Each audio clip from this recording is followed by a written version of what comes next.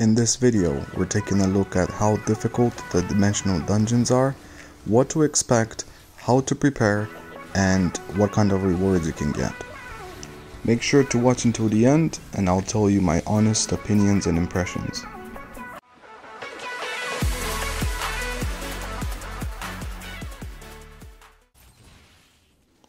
So let's start off with the normal Abyssal Sundered Sanctuary.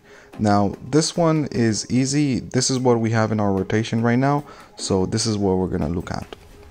So like I was saying before, this is an easy dungeon. You can run it with random people or anything like that. You don't need a pre-made group. The only difference in mechanics between this dungeon and the dimensional dungeon is on this last boss.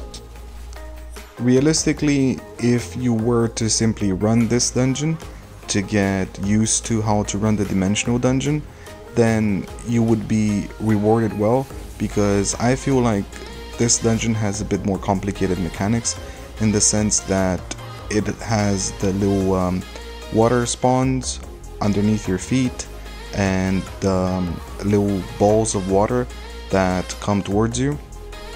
But all in all, this is an easy dungeon that you can use to practice before running dimensionals. Now, for the dimensional dungeons themselves, I've only ran up until 4, and I can tell you it's really difficult, at least is for me. Now, every rotation, the fortifications change, but this time around we just have for level 1 to 3 we have Vengeance, and then for level 4 we have Backflow. From 4 to 7 we have Firestorm, and from 7 to 10 we have Vine. The main reason why I find it difficult to go past 4 is because paired up with Vengeance, it can be very annoying, but still doable for a decent group. Like I was saying in the beginning, this is definitely not a guide on how to do dimensional dungeons. It's more of an idea on how to prepare. And one of the ways you can prepare is, first of all, get a decent group together. The mandatory classes that you will need is a ranger with Lionheart and a priest that knows how to do shields properly.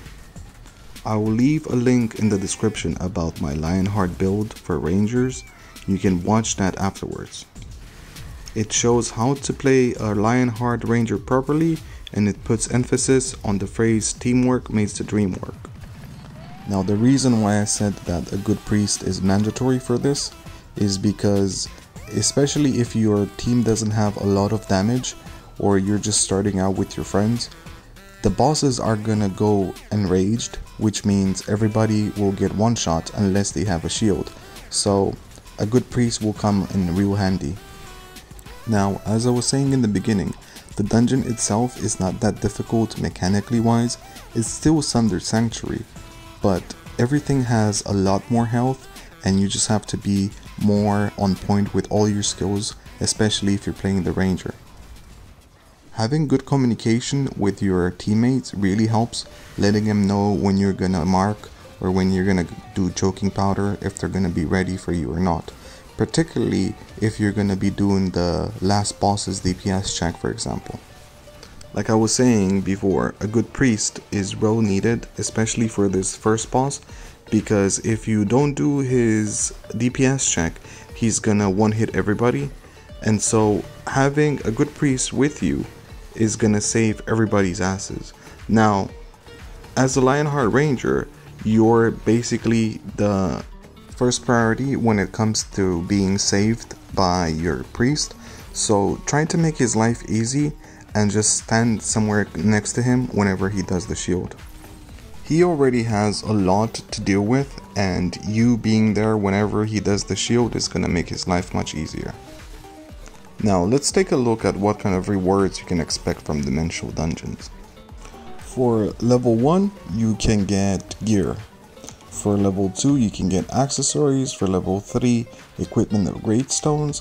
For level 4, accessories again. Then for level 5, superior weapon fortifications or superior armor fortifications. For 6, repair tools. For 7, again, you can get the ancient accessories. For 8, superior weapon fortifications and armor. For level 9, again gear.